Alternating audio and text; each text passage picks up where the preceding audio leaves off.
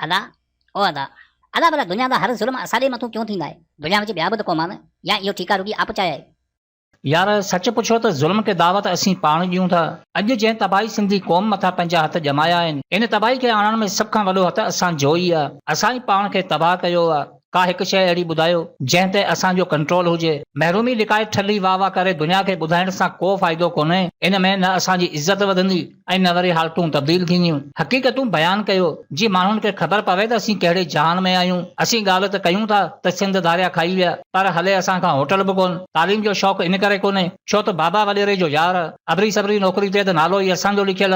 School जे उस्ताद खे का tension कोन्हे छो त हमराहनि जो ख़ासि माण्हू आहे जिन्हनि खे मंशियात रोकणु खपे, उहे पाण खपाइनि पिया। कारोबार करण लाइ पैसो कोन्हे, बाक़ी माण्हू मारे ॾंड ॾियण लाइ लखों रुपया पिया आहिनि। पुटु चवे थो बाबा पढ़ायो कोन, ऐं बाबा खां पुछूं त चए थो हो ई निभागो। पुलिस चवे थी माण्हू नथा सुधरनि, माण्हू चवनि था त पुलिस में हाल कोन्हे। क़ौम अफ़सोस करे थी त लीडर सुठो कोन मिलियो, ऐं लीडर चवनि था त क़ौम सची नाहे। शायदि असीं दुनिया जी उहा वाहिद क़ौम आहियूं जेका इलेक्शन जे वक़्तु सभ खां वधीक ख़ुशि ऐं बाक़ी 5 साल पार कढी रोए थी। असांजा ज़हन एतिरा त गर्क थी चुका आहिनि जो 5 सालनि जे ज़ुल्म खे हुक्मराननि जे हिकु दिलासे सां विसारे छॾींदा आहिनि। जॾहिं असीं पाण अहिड़ा हूंदासीं त पोइ ॿियनि ते कहिड़ी मयार।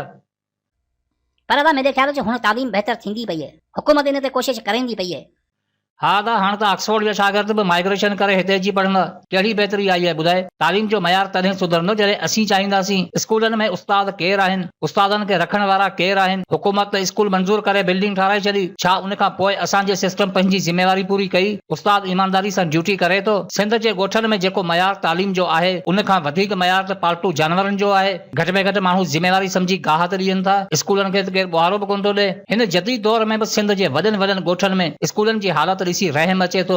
थरपारकर, ठट्टा, जाती ऐं सिजावल जे ॻोठनि जी त ॻाल्हि ई कोन था कयूं छो त उते तालीम न कॾहिं सुधरी आहे ऐं न वरी के सुधरण जा लक्षण नज़र अचनि था। पर टंडो अलायार ज़िले जे ॻोठनि जी हालत बि इन्हनि खां घणो मुख़्तलिफ़ न आहे। ॻोठ ठारो खान लिगारी टंडो अलायार ज़िले जो हिकु वॾो ॻोठ आहे जंहिंमें तक़रीबन 2-2.5 हज़ार घर आहिनि ऐं बिल्कुलु मेन रोड सां गॾोगॾु ही ॻोठ वाक़िए आहे। पर विज़िट करण खां पोइ ख़बर पवे थी त ही ॻोठ अञा हिकु सदी पोइते आहे। हिकु अहिड़ो ॻोठ जंहिंमें 2-2.5 हज़ार घर हुजनि ऐं उते जा ॿार प्राइमरी स्कूल जहिड़ी सहूलियत खां बि महरूम हुजनि त पोइ अञा बाक़ी कहिड़ी बहितरी जी ॻाल्हि कयो था। मंशियात आम हले थी, नौजवान नसल तबाह थिए पियो। कंहिंखे मयार ॾियूं छो त हालतुनि जा ज़िम्मेवार असीं पाण आहियूं। ॻोठनि में मंशियात कंहिंजी सरपरस्ती में हले थी। स्कूलनि में उस्तादनि मथां कंहिंजो हथ आहे इहो हर को ॼाणे थो। उते जा चङा मुड़सी सभु कमु कनि पिया। मंशियात ख़िलाफ़ आवाज़ उथारींदा त ॾोहारी बि तव्हां ई थींदा। यकीन नाहे त कोशिश करे ॾिसो। ॿिए ॾींहुं नोटिस न मिलियो त मूंखे चइजो। स्कूलनि लाइ आयल फर्नीचर केॾां वञे थो, फंड केॾां वञनि था, ॻोठनि जी तरक़ी लाइ आयल पैसा केॾां वञनि था, बुनियादी सहूलियतनि लाइ ईंदड़ बजट केॾां वञे थी। कॾहिं इन लाइ का तहरीक हली आहे, को वॾे पैमाने ते धरणो हयो आहे? यकीन कयो असीं पाण पंहिंजा दुश्मन आहियूं। ही सूर पिटण बंदि कयो त असांखे धारियनि तबाह कयो आहे छो त उन्हनि खे मौक़ियो बि असां पाण ॾिनो आहे। जॾहिं घर जा भाती तबाही पुठियां हूंदा त पाड़े वारा ज़ाहिरा फ़ाइदो ई वठंदा। अला भैया किकरूं भला तूं ॿुधा, कोशिश त करें न पिया आहिनि। कहिड़ी कोशिश कई आहे? असांजी डायरेक्शन ई ग़लति आहे। हिते जंहिं वटि 500 माण्हू थियनि था उहो लीडर थियो पवे ऐं पोइ हिकु नओं झंडो ठाहे ही दुआऊं कनि था त नओं को ज़ुल्म थिए ऐं निकिरी एहतजाज कयूं ऐं मशहूरी माणियूं। ऐं अहिड़ा माण्हू बि असांखे महीनो ॾियनि था त तव्हां कुझु न कयो, अमली कमु त असीं कयूं पिया। पर शायदि इन्हनि लीडरनि खे इहा ख़बर नाहे त एहतजाज अमल नाहे हूंदो, बल्कि ज़ुल्म, नाइंसाफ़ी ऐं जिबर जो रद्द अमल हूंदो आहे। तव्हां सिर्फ़ रद्द अमल ॾेखारियो पिया, अमल कयो हा त अॼु क़ौम जा सूर एतिरी तादाद में न हुजनि हा। जेकॾहिं पंहिंजी नज़र उस्तादनि ते रखो आहे त अॼु तालीम लाइ एहतजाज करणा न पवनि हा। दारोगनि, तपेदारनि ऐं मुख्तियारकारनि खे बाउंड कयो आहे त अॼु ग़रीबनि जो पाणी सिंध जा वॾेरा न खणनि हा। माण्हुनि में हिम्मत, हौसलो ऐं शऊर पैदा कयो आहे त अॼु जाहिल हुक्मरानी हेठि असां जहिड़ा गुलाम न हुजनि हा। क़ौम मज़बूत हुजे हा त न सिंधू मथां धाड़ा लॻनि हा, न धारिया सिंध में आबाद थियनि हा। छा इन लाइ कॾहिं का कोशिश कई? ॾिसो ही ॻाल्हि यादि रखो त समाज में रहंदड़ हर शख़्स वटि पंहिंजी ज़िम्मेवारी हूंदी आहे। जॾहिं हर शख़्स पंहिंजी ज़िम्मेवारी निभाईंदो आहे तॾहिं ई समाज ज़िंदा रहंदो आहे छो त ज़िम्मेवारी हर शख़्स ते हूंदी आहे। ज़िम्मेवारी जो अहसास ई इंसान खे मंज़िल ते पहुचाए थो। शायदि तव्हां उन्हनि जंगी कैदियुनि जी दास्तान नाहे पढ़ी जेकी इंतिहाई मुश्किल रस्ते ज़रिए क़ैद मां भॼण जी मनसूबाबंदी कनि था। पर उन्हनि लाइ सभ खां वॾो मसइलो इहो त क़ैद में उन्हनि सां गॾु हिकु माउ ऐं उन सां गॾु 8-9 महीननि जी हिकु नंढड़ी छोकिरी हुई। घणो गौर फिकर करण खां पोइ आख़िरकार उन माउ ऐं नंढड़ी छोकिरी खे गॾु हलण जी इजाज़त ॾिनी वई ऐं ही तय थियो त नंढड़ी छोकिरी खे सभु मर्द वारे सां खणंदा। ॿिए ॾींहुं सफ़र जो आगाज़ थियो, पर हर क़दम नई मुश्किल सां गॾु वधियो।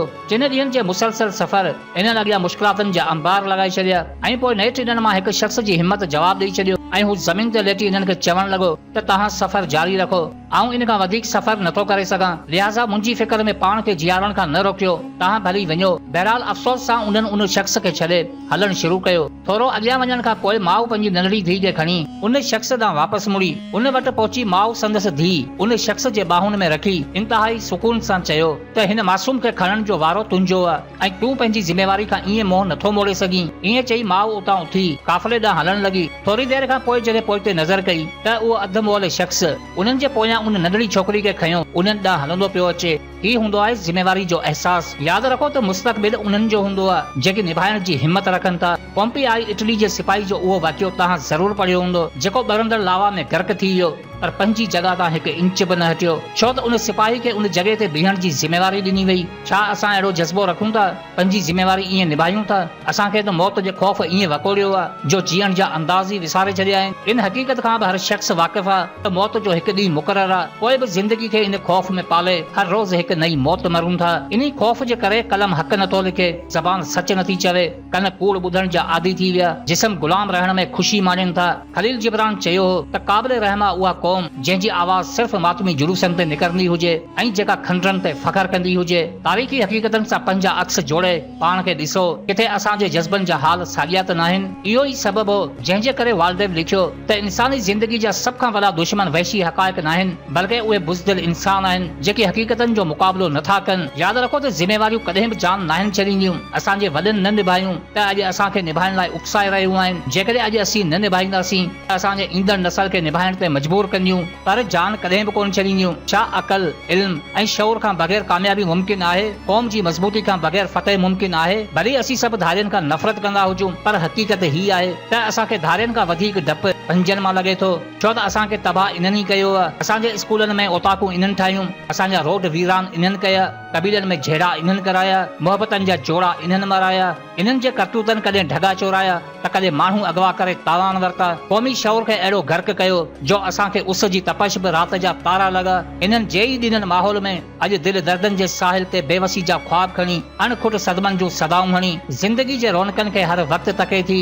अलमियो ही आहे त अॼु बि इन्हनि जे दिलासनि ते असांखे राहत मिले थी, अॼु बि इन्हनि जे कूड़नि ते असां यकीन रखूं था, अॼु बि इन्हनि जे ॾिनल ॾुखनि खे असां ज़िंदगी जा सुख सम्झूं था। ऐशनि में गर्क नशे में धुत इंसाननि जूं दिलियूं अक्सर इंसाफ़ जे मादे खां महरूम हूंदियूं आहिनि। आख़िर छो असां इन दलदल मां नथा निकिरूं? छो पंहिंजे वजूद सां वफ़ा नथा कयूं? छा ही ज़ुल्म, नाइंसाफ़ियूं, ॾाढायूं इन्हनि जो ठीको असां ई खयो आहे? महरूमी जा ज़माना माज़ी जा किस्सा बनाइण चाहियो था त पंहिंजे पाण खे सुञाणो, पंहिंजे नसल जी तरबियत अहिड़ी कयो जो गुलामी खां बहितर मौत लॻे। सकाफ़ती ॾियारो कहिड़े कम जो जॾहिं वजूद जी पका सवाल या निशान हुजे। तब्दीली लाइ घणो कुझु न कयो, बसि सही खे ग़लति ऐं ग़लति खे सही चवण बजाए सही खे सही ऐं ग़लति खे ग़लति चओ। जॾहिं अछाकारा ज़ाहिर थी पवंदा त जज़्बनि जा रंग बि निराला थी पवंदा। बंदि कयो उन्हनि जी गुलामी जेकी तव्हांजे नसल जा वेरी हुजनि, तव्हांजे रत सां महलनि जा बुनियाद ॾे मासूम अलावतनि जा कहरी हुजनि। यादि रखो त असांजी ला इल्मी जे करे इन्हनि पीरनि मुर्शिदनि जा मौजज़ा हलनि था ऐं इन्हनि मौजज़नि जी आड़ में असांजे मथां ज़ुल्म हलनि था। जॾहिं हर मसइले जो हल कारे धागे में आहे त पोइ तालीम ऐं महिनत जी ज़रूरत कहिड़ी आहे? यादि रखो त आका जी सुञाणप तॾहिं थींदी आहे जॾहिं उनखे ॻाइण वारो गुलाम हूंदो आहे। हक़ीक़ी नज़र सां ॾिठो वञे त उहो आका बि आम इंसान हूंदो आहे। जवाननि जा नज़राना ॾेई उन्हनि जे लज़्ज़तनि खे जीआरण को इंसाफ़ न आहे, छो त दौलत जा नशा तव्हांखे आहिनि, असांजे दिलनि में अहिड़ी शफ़ा न आहे।